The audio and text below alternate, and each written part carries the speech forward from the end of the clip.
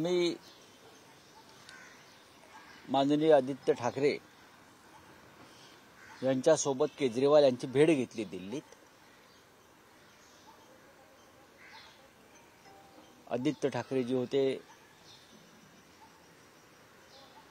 सर्व खासदार होते आमचे, आणि एक कर्टसी व्हिजिट ज्याला म्हणतो, जिंकल्यावर सगळेच जातात, पण एक लढाऊ नेता पराभूत झालेला आहे, त्याला भेटून आपल्या संवेदना, आपल्या भावना व्यक्त करणं हे आमचं कर्तव्य होतं।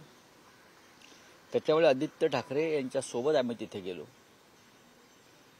केजरीवाल अत्यंत दुःखी दिसले आणि त्यांचं असं म्हणणं पडलं की जे काय आमचं म्हणणं आहे त्यांचं असं म्हणणं पडलं की काँग्रेस मला हरवण्यासाठी मैदानामध्ये होती, त्यांना बीजेपीला हरवण्यासाठी मैदानात उतरायला पाहिजे होतं, पण त्यांचं लक्ष होतं केजरीवालचा पराभव करणं, हे त्यांचं म्हणणं आहे। चर्चेमध्ये आम्ही त्यांना सांगितलं की तुम्ही काँग्रेस बरोबर आघाडी करून निवडणुका लढला असता हरियाणा आणि दिल्ली, तर नक्की वेगळा निकाल लागला असता। याच्यावर केजरीवाल यांचं असं म्हणणं आहे की आम्ही प्रयत्न केले पण आम्हाला यश आलं नाही। राहुल गांधींची इच्छा होती की आप आणि काँग्रेसमध्ये अलायन्स व्हावं, तरीही ते आमच्या चर्चा पुढे सरकू शकल्या नाहीत आणि त्याचा परिणाम हा स्वतंत्र लढण्यात झाला, हे केजरीवाल यांचं मत आहे। महाराष्ट्रामध्ये सुद्धा आम्ही आता तो काळ निघून गेलेला आहे, निकाल लागलेले आहेत, महाराष्ट्रामध्ये सुद्धा आम्ही या गोष्टी सहन केलेल्या आहेत।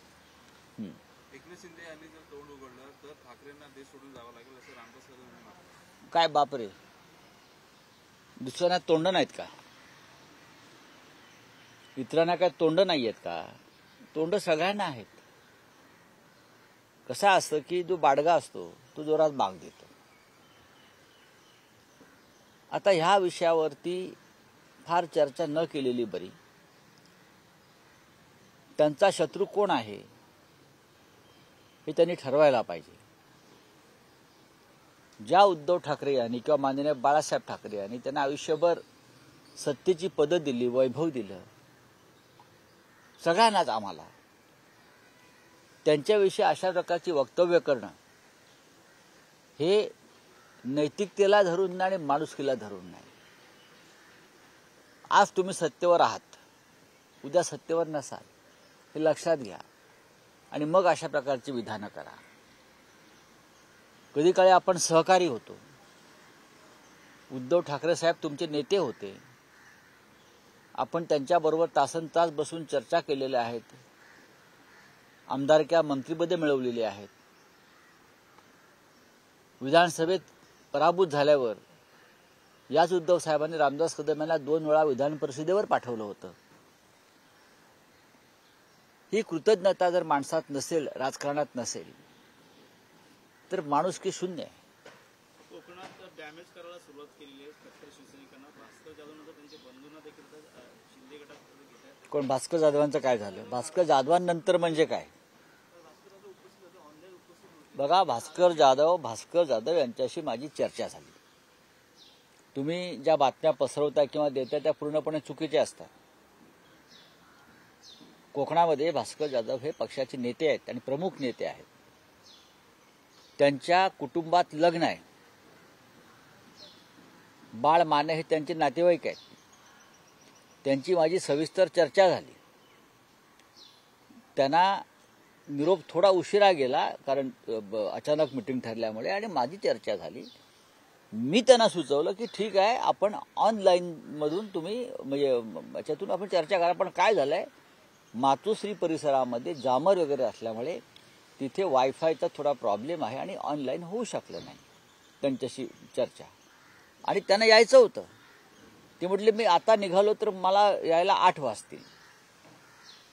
त्यांच्या कुटुंबात लग्न असल्यामुळे आणि जवळच्या नातेवाईकात लग्न असल्यामुळे ते गुहागरला थांबलेले आहेत। भास्कर जाधव हे ज्येष्ठ नेते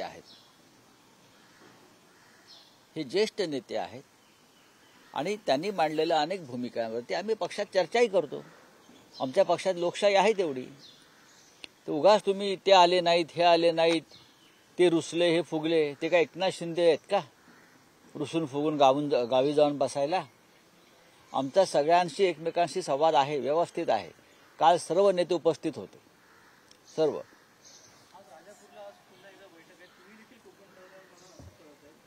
आम्ही जातोय, मी एकटा जात नाही, आम्ही बरेच नेते एकत्र जात आहोत कोकणामध्ये. शिवसेनेचे काही प्रमुख नेते एकत्र कोकणात जायच्या विचारामध्ये आम्ही आहोत. ऑपरेशन टायगर सुरू केलेलं आहे, कुठेतरी हे रोखण्यासाठी ऍक्शन मोडमध्ये आता उद्धव ठाकरे देखील स्वतः उतरणार आहेत का? उद्धव ठाकरे साहेब का ऍक्शन मूडमध्ये नव्हते का? कसलं ऑपरेशन टायगर? आज सत्ता आहे म्हणून ऑपरेशन हो. उद्या सत्ता नसेल तेव्हा यांचं अख्खं दुकान खाली होईल, रिकामं होईल. मी मागे म्हणालो 1-2 तास आमच्या हातामध्ये ईडी आणि सीबीआय द्या. अमित शहा सुद्धा आमच्या पक्षामध्ये प्रवेश करते. 2 तास ईडी आमच्या हातात द्या. अमित शहा मातोश्रीवरती येऊन शिवसेनेमध्ये प्रवेश केल्याशिवाय राहणार नाहीत. हे आम्हाला काय तुम्ही सांगता हो? महाराष्ट्रामध्ये द्या ना, बावनकुळ्यांपासून सगळे तुम्हाला दिसतील कलानगरच्या दारामध्ये. ही सत्तेची मस्ती आम्हाला दाखवू नका. सत्ता आम्ही सुद्धा भोगलेली आहे, आम्ही सुद्धा सत्तेवर होतो, पण इतक्या विकृत पद्धतीनं सूडबुद्धीनं आम्ही कधी सत्ता राबवली नाही. जे नेते नाराज आहेत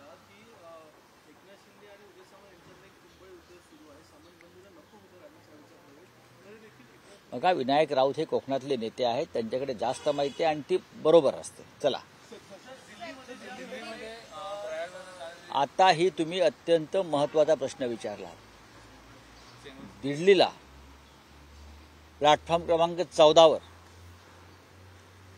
जी अव्यवस्था कुंभच्या निमित्तानं सरकारनं दाखवलेली आहे, त्याचे बळी आज दिल्लीच्या रेल्वे स्टेशनवर झाले. सरकारी आकडा 30 आहे. माझी माहिती आहे किमान 120 ते 150 लोक तिथे चेंगरीमध्ये तुडवून मरण पावलेली आहेत. हा माझा आकडा आहे. सरकार आकडा लपवत आहे. महाकुंभला जाण्यासाठी ज्या पद्धतीनं निमंत्रण दिलं जात आहे भाजपकडून, हा जणू काय भाजपचा सोहळा आहे आणि लोकांना असं भ्रमित केलं जातं की तुम्ही फक्त या, तुमच्यासाठी गाड्या, घोडे, जेवण, राहण्याची व्यवस्था, हा सर्व काही. तसं काही नाही आहे. इतकी अव्यवस्था कोणत्याच कुंभमध्ये झाली नव्हती. आणि काल योगी म्हणत होते 50 कोटी लोक आले, मेले किती सांगा? चेंगराचेंगरीत प्रयागराजला किती मरण पावले? 7,000च्या वर लोक बेपत्ता आहेत. हे माहिती आहे का आपल्याला? 7,000च्या वर कुंभमध्ये लापत्ता, बेपत्ता आहेत. कुठे गेले 7,000 लोक? एक तर ते चेंगराचेंगरीमध्ये मरण पावलेले व तिकडे अन्य कारणाने मरण पावलेले. आज दिल्लीला चेंगराचेंगरी झाली, 100च्या वर लोक मरण पावल्याची माझी माहिती आहे. सरकार हा आकडा पहिला क्षणापासून दाबत होते. रेल्वे मंत्री हा आकडा सांगायला तयार नव्हते, पण दिल्लीतल्याच रेल्वेतल्या प्रशासनातल्या अधिकाऱ्यांनी अचानक आकडा त्यांच्या तोंडून बाहेर पडला आणि आकडा समोर आला. तुम्ही महाकुंभचं जे काय राजकीय व्यापार चालवलेला आहे, मार्केटिंग चालवलेलं आहे आणि लोकांच्या जीवाशी खेळताय तुम्ही.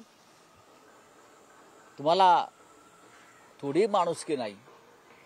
दिल्लीच्या प्लॅटफॉर्मवरती प्रचंड गर्दी उसळली आहे. हे 4 दिवसापासून आपण पाहत आहोत. मध्य प्रदेशमधून किंवा उत्तर प्रदेशमधून प्रचंड प्रमाणात लोंढेच्या लोंढे निघालेले आहेत आणि तुमचं त्यांचं नियंत्रण नाही. लोक रेल्वेच्या खिडकीच्या काचा फोडून आत घुसण्याचा प्रयत्न करताना तुम्ही पाहिला असेल. दरवाजे तोडून लोक आत जातात. एवढी गर्दी अनावर झालेली आहे. काय करताय सरकार? काय करतायत मोदीजी? काय करतात? राष्ट्रपती पण जाऊन आला ना कुंभला, मोठे मोठे उद्योगपती कुंभला जाऊन आले आणि फोटो पाठवतायत मीडियामध्ये आणि तुम्ही छापताय सगळे. हे आता गरीब लोक जे चिरडून मेलेले आहेत ना, ते दाखवा, त्यांचा आक्रोश दाखवा. सर, प्रयागराज को या नेशनल कैपिटल, लेकिन हाँ, उसका मतलब है 118 लोग मरे गए. अगर 18 ऑफिशियल है, ये आंकड़ा झूठा है. जिस तरह की भगदड़ की फिल्में देख रहा था, वीडियो देख रहा था, और जो हमारे सोर्सेस है वहाँ दिल्ली में, वो बता रहे हैं कि 100 से भी ज्यादा लोग वहाँ मारे गए हैं. बोलिए. सर, लेकिन प्रयागराज हो या नेशनल कैपिटल, ये जो ऐसे एक्सीडेंट्स हो रहे हैं स्टैम्पेड के, so is it a failure of railways or definitely पूरी व्यवस्था का फेल्यूर है ये। देखिए, महाकुंभ एक पवित्र पर्व है, ये श्रद्धा का सागर है। लोग आएंगे, लाखों की संख्या में आएंगे, करोड़ों की संख्या में आएंगे, लेकिन आपने जिस तरह से ये पूरा कंट्रोल भारतीय जनता पार्टी ने अपने पार्टी के प्रचार के लिए लिया, उससे ये भगदड़ हो रही है। ये पार्टी का प्रचार का मुद्दा रहा उनका महाकुंभ। 50 करोड़ लोगों को निमंत्रण दिया, उनकी व्यवस्था क्या किया आपने? आप जोर जोर से 50 करोड़ 100 करोड़, व्यवस्था क्या है? लोगों को लगता है कि प्रयागराज उतरने के बाद चाहे हवाई अड्डा हो, चाहे रेलवे स्टेशन हो, चाहे बस स्थानों को, उनको लगता है कि हम वहां जाएंगे तो योगी जी हमारे स्वागत के लिए खड़े होंगे, उनकी सरकार खड़े होंगे, हमें लेकर स्नान के लिए जाएंगे। 20-20 घंटे तक लोगों का रोड अरेस्ट हुआ है। रोड अरेस्ट करता हूं, 20 घंटा लोग जगह से हिल नहीं पाते, 25 घंटा तक ये रोड अरेस्ट है। जिम्मेदार कौन है? लोग भूख पानी से तड़प कर मर गए, लोग भगदड़ में मर गए, हजारों लोग लापता हुए, 7,000 से ज्यादा लोग आज भी लापता है, उसका कोई तपास नहीं कर पा रहा है। तो कहाँ गए ये लोग? एक तो भगदड़ में मारे गए हैं, एक तो वहां और कोई कारण से मर गए हैं। उनको कौन ढूंढेगा अब? हाँ, भगदड़ में वहां जो हुई उसमें बोलते 30 लोग मारे गए, 2,000 से ज्यादा लोग मारे गए हैं। आंकड़ा छुपा रहे हैं। आज भी दिल्ली स्टेशन प्लेटफॉर्म पर जो भगदड़ हुए, कितना आंकड़ा है? 1800 से ज्यादा लोग, वहां लोगों की मौत हो गई है। 119 लोगों को वापस से भारत लाया गया है।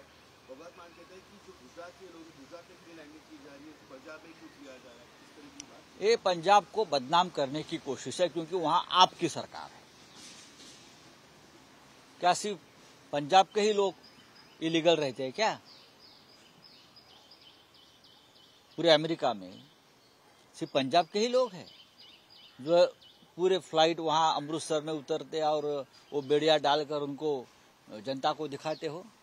इसलिए दिखाते हैं कि पंजाब की सरकार जो बीजेपी की सरकार नहीं है, जो आपकी सरकार है, आम आदमी पार्टी की सरकार है, उनके मुख्यमंत्री भगवत सिंह मान जी और उनकी सरकार को ये बदनाम करने का। दिल्ली में आने दो ना, मुंबई में आने दो फ्लाइट, चंडीगढ़ में उतरो, चंडीगढ़ में आइए, दिल्ली में आइए, वाराणसी में आइए, गुजरात में अहमदाबाद में एयरपोर्ट है, गुजरात के लोग भी है ना उसमें ज्यादा, तो फिर उनको अमृतसर का टूर क्यों कर रहे हो?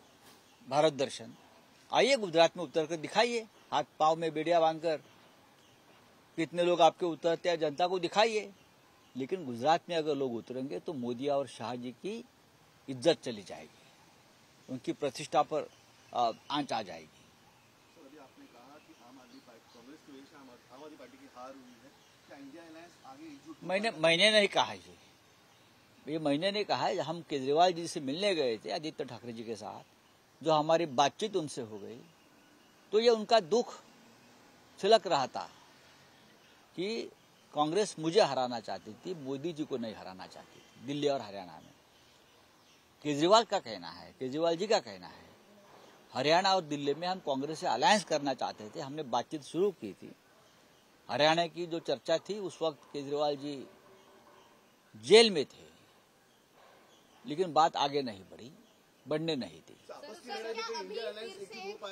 इंडिया अलायंस अब ज्यादा एकजुट होगा, सबने सबक ले लिया है। सर, विनायक राऊत यांच्या गद्दारीमुळे माझा पराभव झाला असं राजन साळवी यांनी काल एका मुलाखतीमध्ये म्हटलेलं आहे, टू द पॉइंट. मग त्यांचं आता त्यांनी पक्ष सोडलेला आहे, त्यांच्या बोलण्यावरती विश्वास ठेवू नये. लोकसभेला त्यांच्या मतदारसंघात विनायक राऊत यांना साधारण 18,000चं मताधिक्य होतं.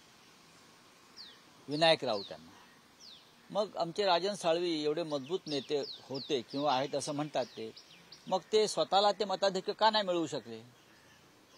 काय नाराजी होती मतदारसंघात? राजन साळवी हे पक्षाचे जुने आमचे कार्यकर्ते, आमदार, उपनेते. पक्षाने त्यांना सगळी महत्वाची पदं दिली, सर्व काही दिलं, पण सत्ता जाताच तुम्हाला या ओकाळ्या फुटतात विषाच्या. सगळ्यांना सत्ता असती तर कोणी पळून नसते गेले, निवडणूक हारून सुद्धा राहिले असते. तर आमच्याकडे सत्ता असती तर.